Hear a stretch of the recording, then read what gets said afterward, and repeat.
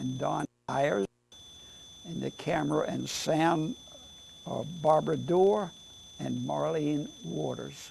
That's it. Thanks. I think I'd like to start off the questions with a little bit about your early life, more or less high school age, and what you were doing and where you came from. I was born in Durham, North Carolina, and I had a real active childhood. Had 2 sisters and a brother. And when I got old enough, I wanted to go to work, and I got a part-time job at a local drugstore there in Durham. And at that time, I was delivering the people ordered their refreshment drinks at that time, and I would deliver them on a bicycle in our local neighborhood. And I remember it was in December then, and the news came over about the attack of Japanese on Pearl Harbor in December 1943, and I was riding a bicycle. That was December 7, 41? Yes, Yeah. yes, I'm sorry, 1941, yes. And I was riding a bicycle with a delivery of Coca-Cola drinks to take to a customer, and when I got there, she told me, "You better go home and get your gun," said, "We're at war." And me being a 16-year-old kid over there, that startled me, so I went back and told my employee back at the drugstore that I had to go home now the war was started, because he had heard it by then. So then I kept noticing the news and the news reports on the radio at that time, and something stirred in my heart that I wanted to go in and be part of it, be involved in this war, even though I was only 17 years old. So I asked my father about going into the service, and he finally conceded, and he signed for me, and I did go join the Navy. And when I was 17 years old, I had to get permission then. And this was in January of 1943, just a month after Pearl Harbor. So would you like me to continue on? Yeah, and certainly keep on going. And from after joining the Navy there in Raleigh, North Carolina, they was sent to this boat camp here in Bainbridge, Maryland, which is part of Camp Perry, I understand. It's not existent now there, but I was there for my 6 weeks of training, of a basic training. And one thing I remember there that bared on my mind was the discipline there from the instructors. And in the platoon that I was in, we had one boy that was didn't want to obey the rules, and he just disobeyed, that he didn't want to get in line. So the instructor ordered him to lay his clothes out on the drill field, and then the whole platoon marched over his clothes, you know, and of course they were white uniforms, just sailor uniforms, and of course he had to spend the next 2 or 3 days scrubbing them and cleaning them and getting them back into inspection shape. But I said to myself, after walking over that guy's clothes, I don't know who the fellow was, that I don't think I'd want to do that, you know. But that was just one little thing that I remember about the boot camp there. Other than that, what's your general impression of the boot camp? Besides the discipline and how was the food and the activity? Yeah, the food was very good. Food was very good, and there was plenty of it, good wholesome food, and we had lots of activity we could do, but it was very strict over there. We had to keep our uniforms clean, and of course your shoes polished at all times, you know, and your gear all in shape. And it was very good training, because we knew, you know, we were all the men in that platoon was going to be going to sea. So naturally we spent a lot of time in the swimming pool and teaching us how to survive in the water. One thing of taking your dungarees off in the water, taking them off of it and tying the legs of your dungarees and filling them up with air somewhere and using that as a life preserver. And we learned to do that, you know, and that was very effective at times, you know. From boot camp, where did you go next? What was your first assignment? After boot camp, our group was assigned to the USS Kimberly, which was being commissioned in the Brooklyn Navy Yard. And I think that was around in March, early part of March of 1943. The ship was built down in Staten Island, there in Long Island, and it was over, they towed it over to the Brooklyn Navy Yard there to be outfitted, and that's where we were commissioned at. We graduated, and they sent us all up there to a barracks, and there in the shipyard. And at that time, the rest of the crew people were being assigned and were being sent there, and pretty soon we had a full complement for the crew. I think it was about 275 men, officers and men, maybe 300, but around in that area.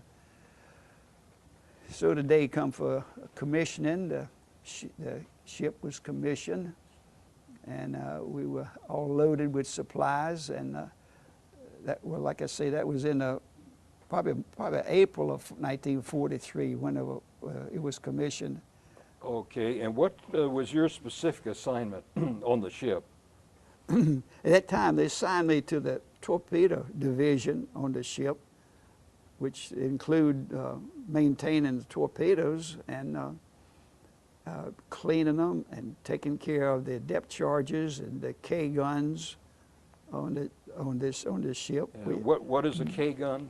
The K gun was a stationary gun that was bolted to each side of the destroyer, and they fitted a 1,500-pound hogshead or depth charge on it, and it was fired off at an angle from the ship and like a fan shape, fired off for submarines, you know.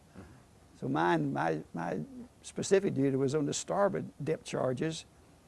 I had 3 of them there, 3 guns there, and I had to keep them clean, keep the rust off of the firing pins, and keep the hogsheads clean, and keep the corrosions off it from the powder that sometimes would leak out from it.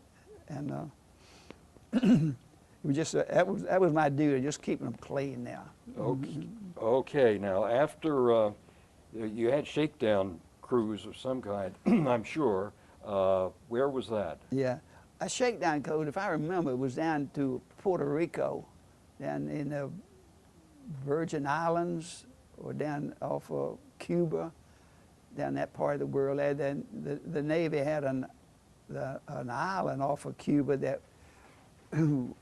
ships would go down and bombard and fire and test their guns at certain parts on that island, you know, so that the men would get the use of the machine of the guns and how to use them, and get try to get proficient at firing them. So we were down there for, I don't know, for a period of maybe 6 weeks for training. Until everything was ready. Okay, so you're ready to go to some sort of a combat situation. Where were you headed then? Well, we come back to Norfolk, Virginia, and took on more supplies and took on some more men.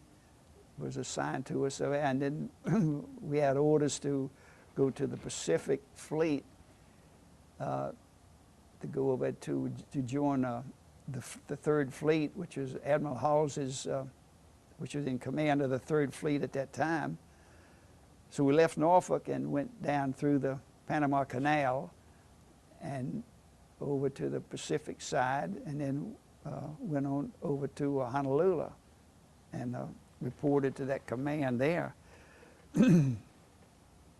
And what was the next? What was your mission? The Kimberly at that point. The Kimberly's mission after you left Pearl. If I remember correctly, our mission was, as we joined the Third Fleet, we were to be part of a unit that were to go bombard the islands in the Pacific, like the Kwajalein Islands, the Marshall Islands,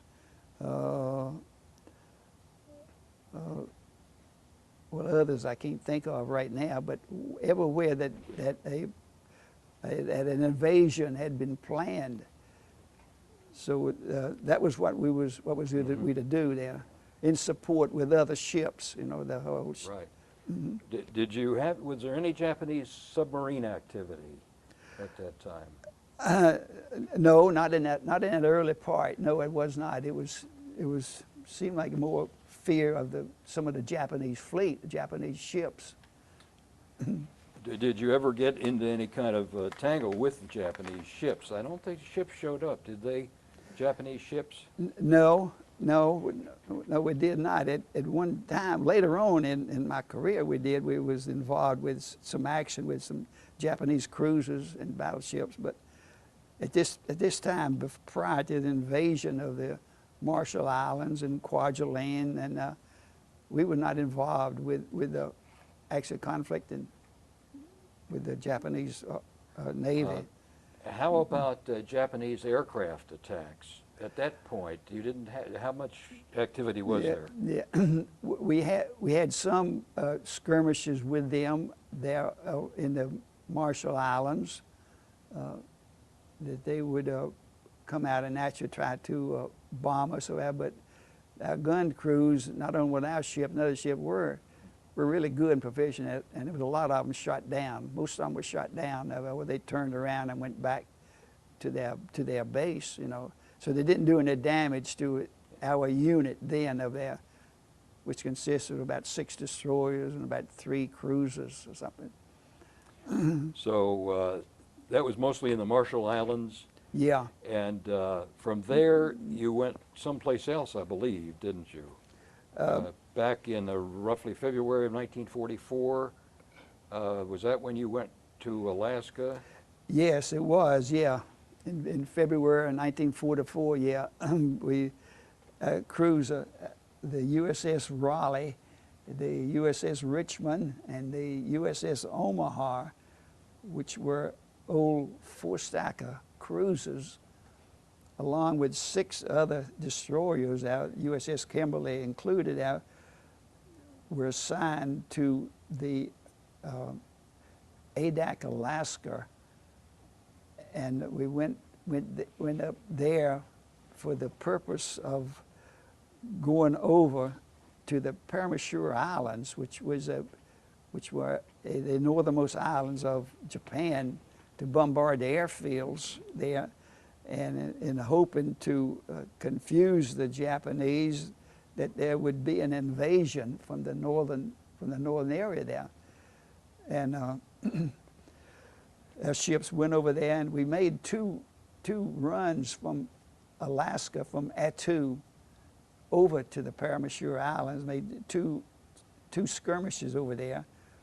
And I remember going over, it was awful foggy and dark up there, and of course cold, and we would steam over, leave Attu and start steaming toward Paramushura at full speed, and when we got within 5-6 miles of the island, you know, we could see lights. We could see lights on the island. Then the ships would commence firing their guns, the cruisers, the big 9-inch guns, and our 5-inch guns on the destroyers.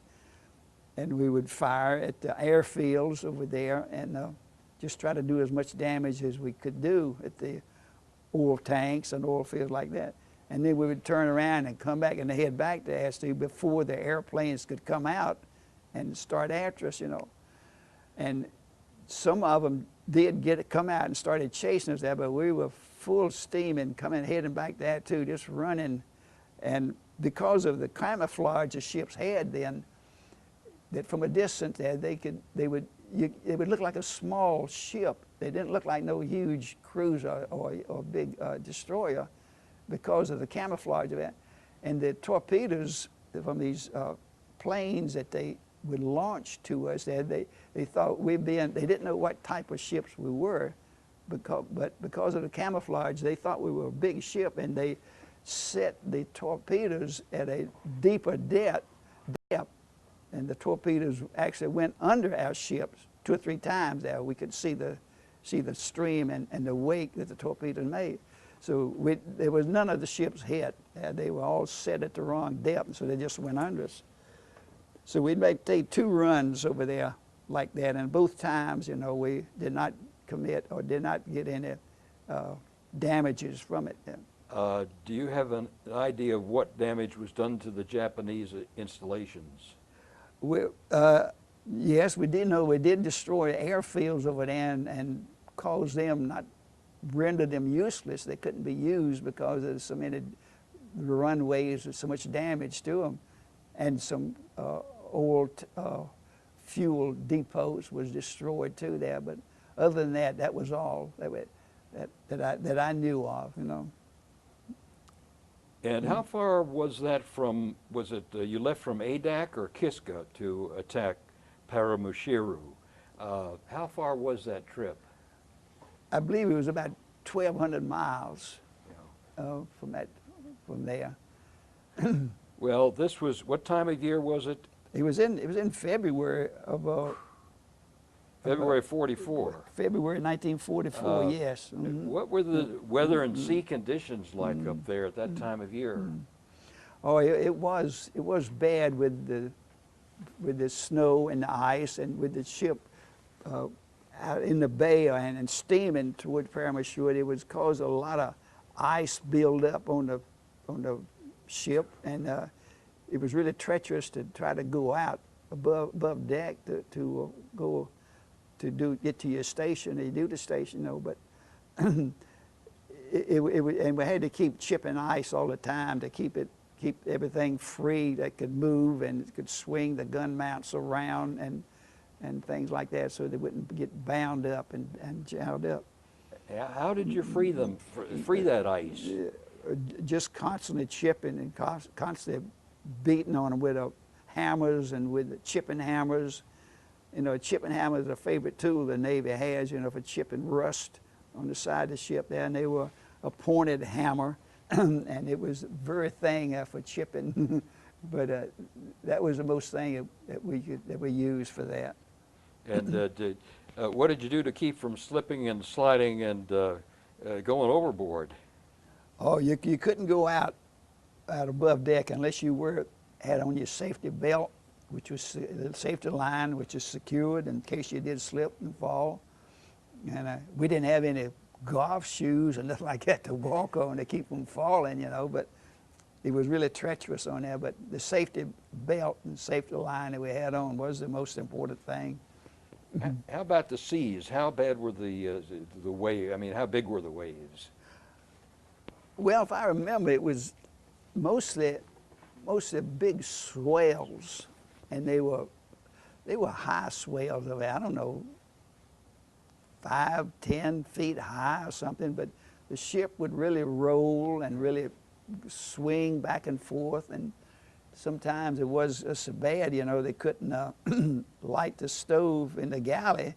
So, you know, we didn't have any hot food for a while. It was just cold sandwiches for a few days until we got into smoother water. But the weather was really terrible up there. I don't see how the people live up there to start with. But you did have an awful lot of fog, I imagine, yes, didn't you? It was, yeah. And if we didn't have the radar was the thing that saved us and everything. It would save all ships and airplanes flying in that type of weather. So how long did you spend then in the Aleutians, in that area? We were there about 6 months, all total of 6 months, and then the order came from Pearl Harbor there to come back to Pearl Harbor there to cease that operation up there. So all the ships went back to Pearl Harbor. At that time, were the Japanese still, they were gone, weren't they, from the Aleutians at that time? They were gone. Yeah, the Army, I don't know what what division or what, they had gone up already and had recaptured part of the Attu and Kiska back, you know.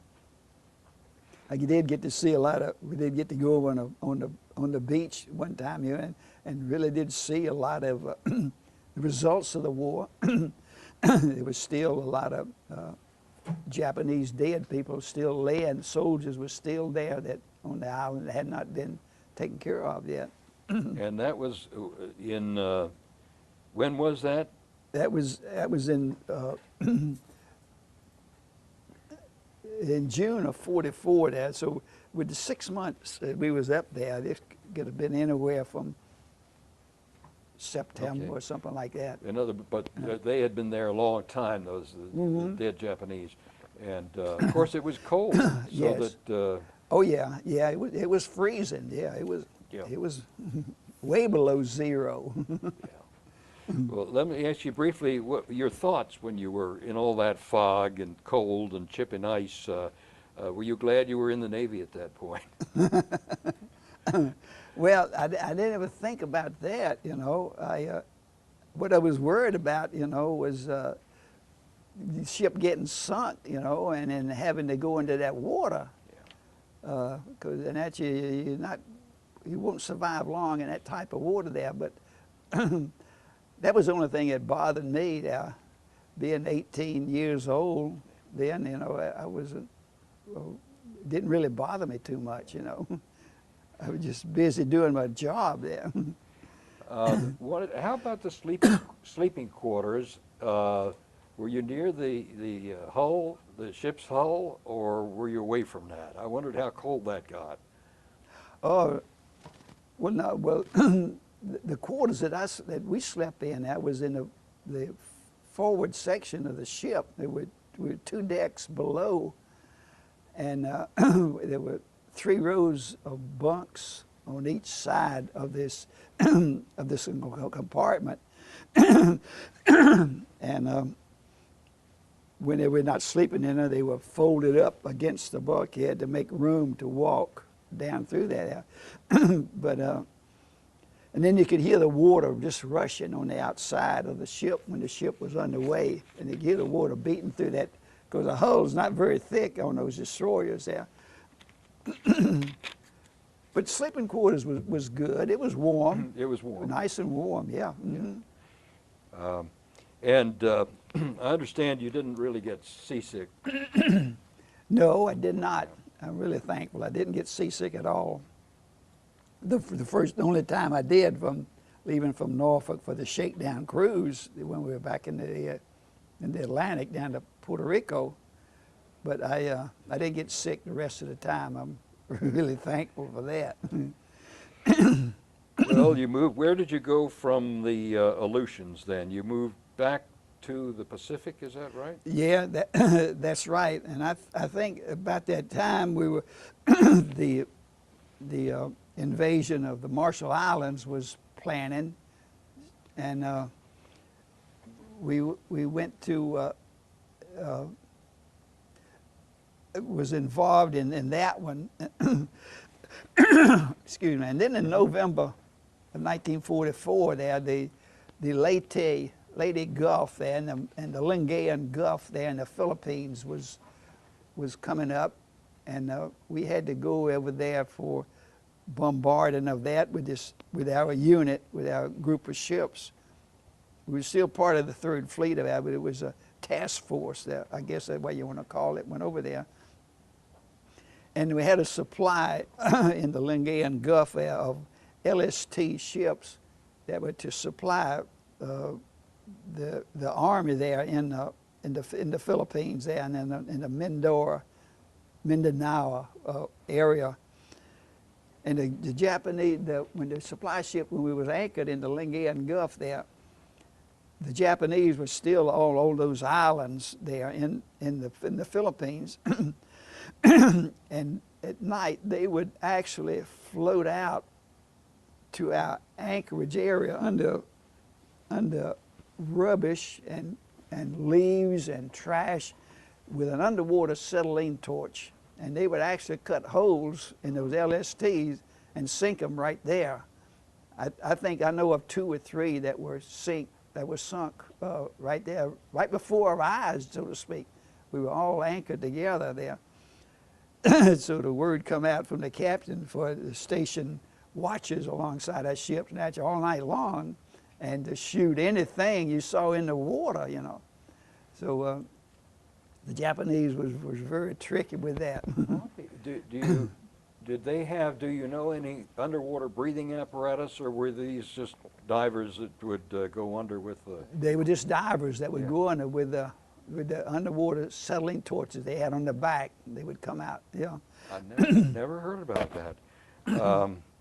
How far were you from land, from shore at that point? Oh, I mean, 10 miles or less than 10 miles. It was in the Gulf and in the harbor like there where we were anchored, getting ready to unload these supplies, you know, and we were standing by for fire support, you know.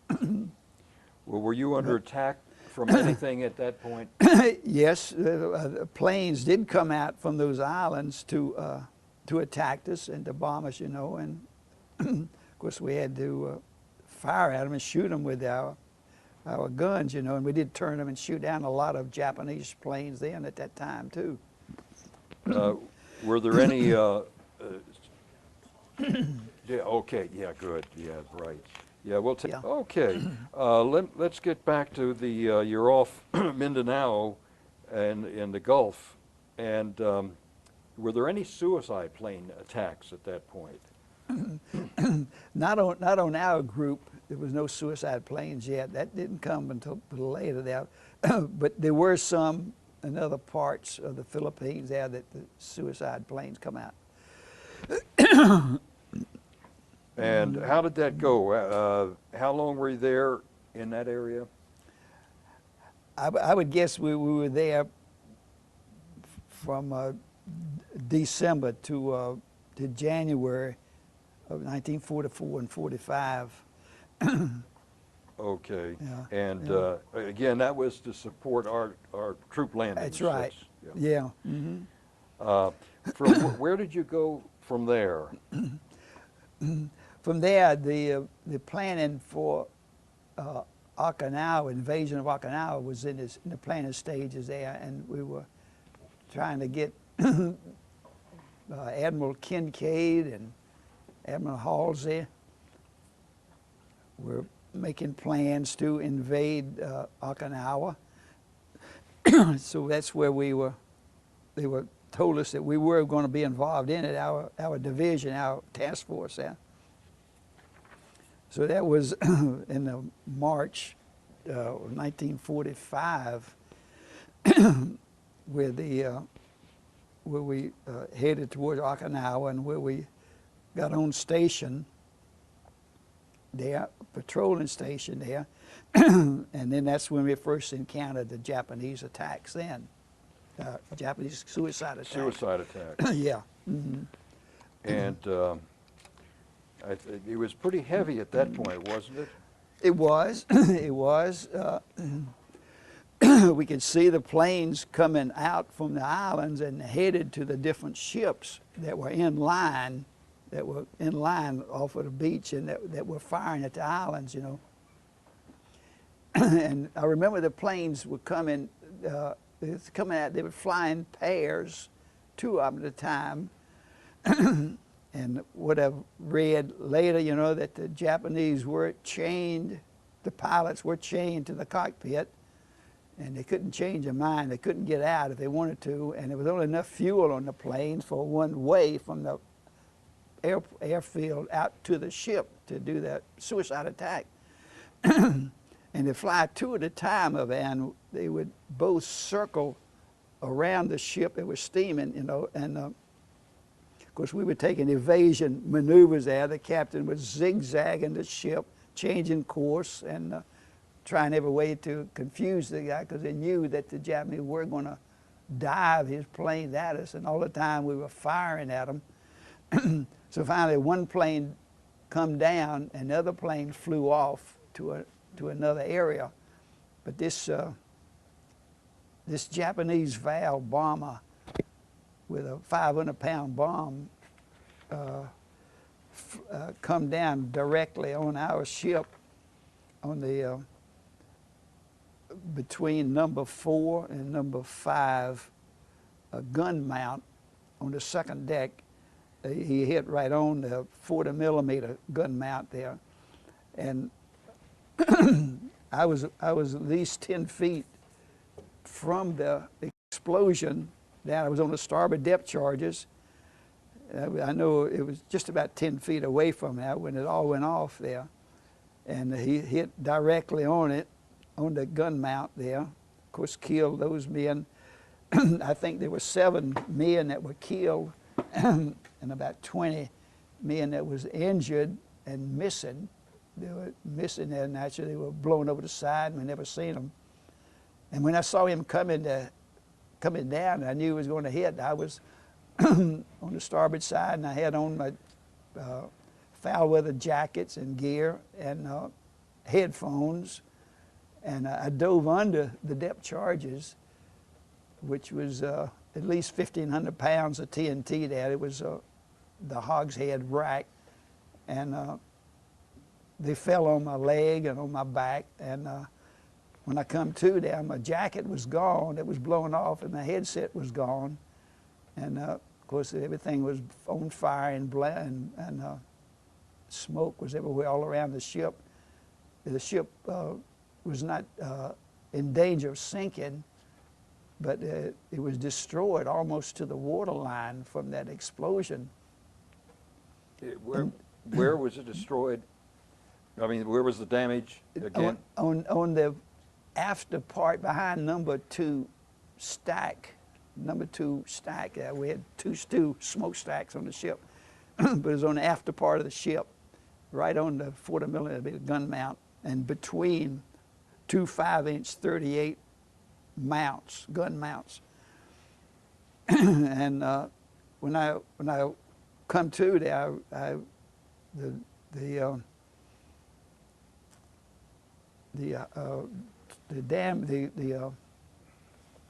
depth charges was laying on my leg and what, you know, so I finally moved them off, you know. And the damage control party was running around, you know, putting out fires, you know, and I realized that I'd got hurt a little bit there, and I had shrapnel wound in my leg and my back and my neck, you know. And it was one of my shipmates that was on the same station with me, was right beside of me, and he got cut half in 2. He got shrapnel cut him half in 2, and I saw the lower part of his body there, so I don't know what I was thinking about. I just pushed it over the side of the ship, you know. I never did see the top part. I mean, I don't know who the man was, but that was embedded on my mind for years and years after that.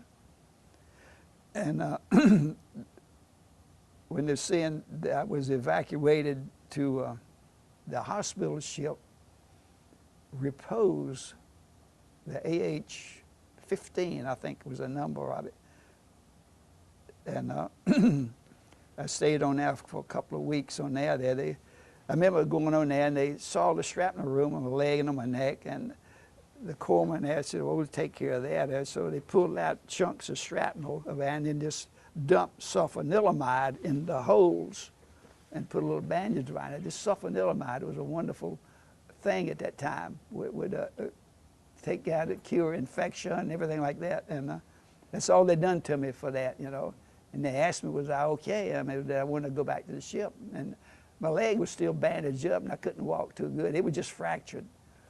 It wasn't broke, it was fractured. They didn't take no x-rays or nothing like that. I don't know if they even had x-ray machines then. Well, you'd think a hospital ship would have it, but I don't remember them taking any x-rays there. So I said, yeah, I'd like to go back to the ship. So I went on back to the ship, and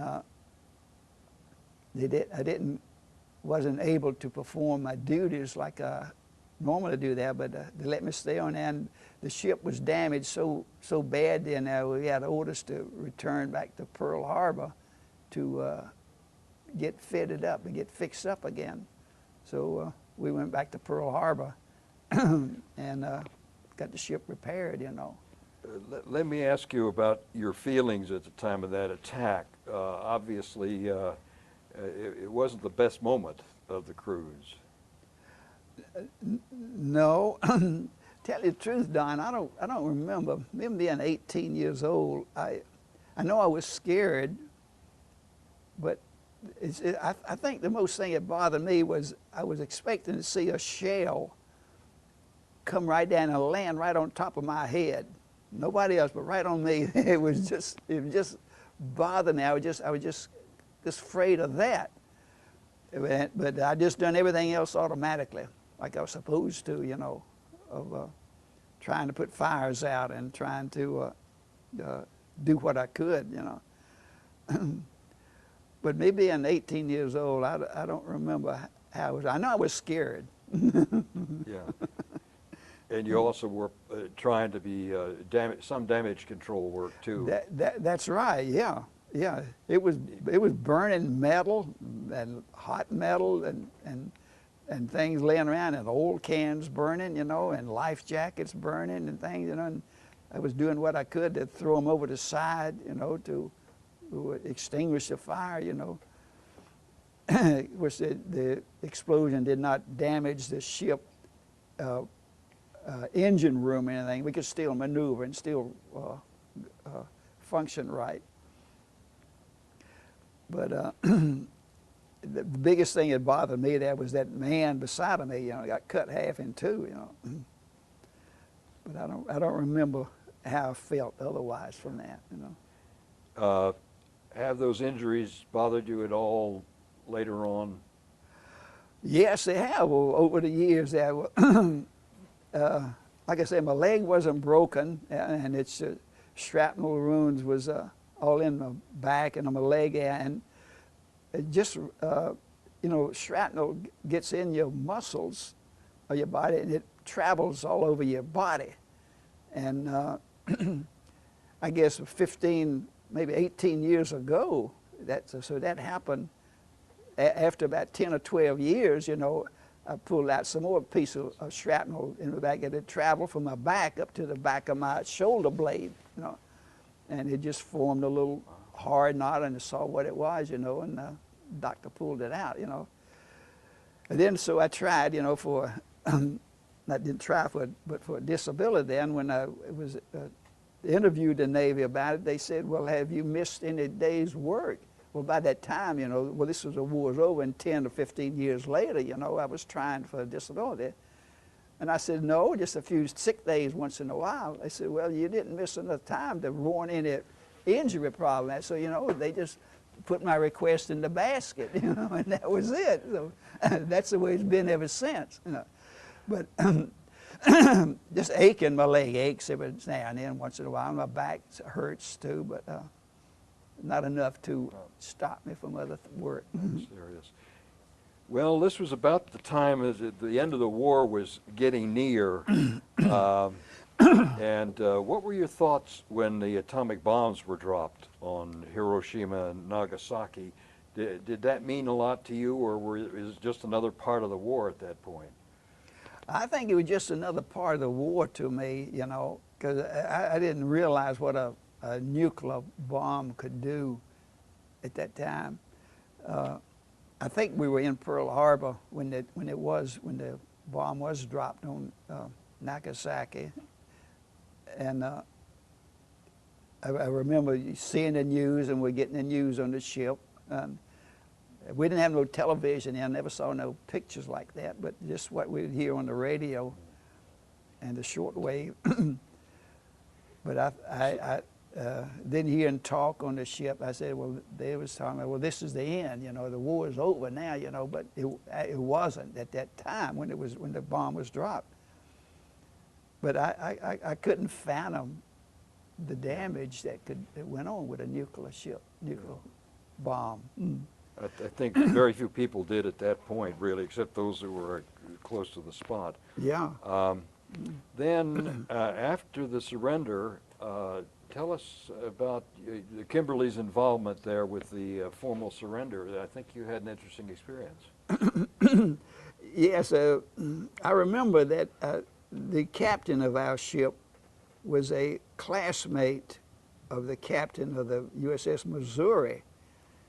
And the captain of Missouri asked our captain, would we like to go into Tokyo Bay at the surrender? So naturally we said yes, you know, at the signing of the surrender with the Japanese. So we did go into Tokyo Bay with the USS Missouri, and anchored a few hundred yards off from the Missouri. And of course, the signing of the peace treaty happened then with the all of the five-star generals and admirals and MacArthur and Wainwright and Nimitz and Halsey and Kincaid and the Japanese war generals were there, and we were lucky to see that. Being without 500 yards from it, we were anchored close enough, and with our binoculars, you know, some of the men on that ship got kind of privilege, you know, and so they got to go over onto the Missouri to be on the and see the sign. But I didn't get on the Missouri. I got to see the sign and from a from a distance, you know. But you could see. I could pick out Toyoto, or was that his name? The Japanese the generals and admirals and Nimitz and all the five-star generals and admirals. I could tell them. I could see them very well. So after that was over, then the captain of the Missouri asked our captain, would he like to go back to the States, you know, because the war was over. So naturally says yes. So we pulled up anchor there in Tokyo Bay and escorted the Missouri back to New York City, coming across the Pacific, stopped off in Pearl Harbor, and then went down and went through the canal, Panama Canal again, and then back up the Atlantic to New York City. And of course the parade went on there. And then, was that for the arrival of Missouri? It was a big celebration. yes, yeah. There in New York City, I got a victory parade there, you know, and I got to be involved in that, you know. And then the ship, the Kimberly, come down to Norfolk, Virginia, and then for a week or two there, and then they put it down, went down to Charleston, South Carolina, and it was decommissioned. And then that's when I got off of it at that time. You got off at Charleston? Yes, after decommissioning the ship, I remember that the gunner's mate on that ship, they were over the torpedo division, and the gunner's mate that told me, says, Fields, you get out there and you disassemble that 40-millimeter gun, you know, and pack it up because we're not going to use it no more. So me and another guy went over and took the gun apart and put it in a big a wooden carton, and it was just nothing but packed with grease. We dumped the barrels and the cocking position and the mechanism all in this crate, wooden crate, and put the gun in there, you know, and put grease all over it and wrapped it up and signed, put a name on it, what it was, you know, and that was it. So that was my part in decommissioning the ship. So I don't think they could ever get it back together after I took it apart. Well, that sounds like a fascinating adventure for a young man of 18 or so.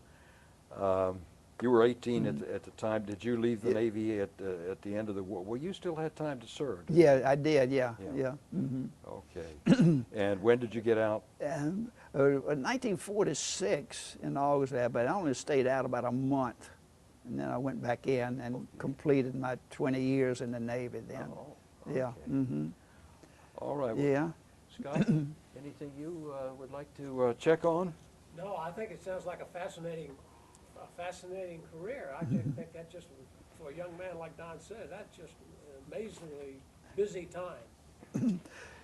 Yeah, I think you got most of it from the Army and people. That you don't have many from the Navy yet on this project. Yeah, yeah. I'm amazed that you didn't encounter any Japanese submarines. I would have thought that Japanese submarines would have been an obstacle. Yeah, well, they were in parts of the South Pacific, but not with us. I mean, we weren't. Now, of course, we were always on watch for them, and always had the radar and the sound gear going, and the watches going all the time. We were steaming out in the Pacific, but it seemed like it was a lot of submarine activity down around Australia and down all around the Philippines at that time, and it didn't happen to us until we got there. They had the submarine naturally. But I think the biggest submarine problem was in the Atlantic with the Germans when that war was going on. Let me ask you, overall, what do you think your service and the career, particularly the war career, did for you and the rest of your life? Oh, Don, I don't know. It done so many things, I think. First thing, it caused me to grow up and to to realize how fortunate I was of living in the United States, being born in the United States. And of course, that caused I had made a lot of friends and made a lot of friends in the service. But the greatest thing I think is, being able to survive from it and bring me to this point in my life, that I can tell it, which I'm really thankful I can do. Well, we are too. We really appreciate it, and now you can give a copy of the tape to your children and grandchildren and so forth. But anybody else have any questions? I think that Thank you very much. We appreciate that'll it. yeah. Thank you, man. I Oh. appreciate the work y'all are doing on this thing. Well, without the veterans, we would be dead in the water. Okay, how you doing there? You good? Okay. Yeah, that was a lot of adventure, a lot of experience in a short period of time, wasn't it? Yes, very much so. Yeah.